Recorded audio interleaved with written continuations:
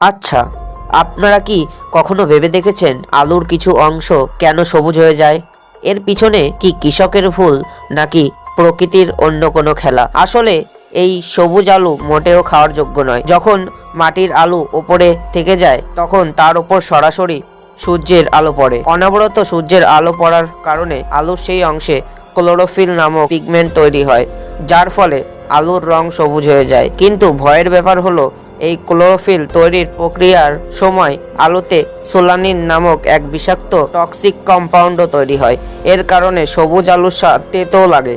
এই সবুজ আলু বেশি পরিমাণে খেলে বমি, ডায়রিয়া, কোষ্ঠকাঠিন্য, মাথা ব্যথা, এমনকি মতিভ্রমের মতো সমস্যা হতে পারে।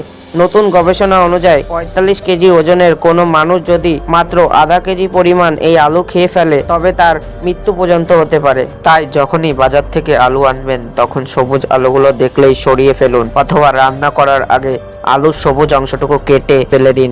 নিজের এবং পরিবারের স্বাস্থ্যের কথা ভেবে এই তথ্যটি সবার সাথে শেয়ার করুন। এমন অজানা তথ্য জানার জন্য এখনই সাবস্ক্রাইব করুন আননোন নিউজকে।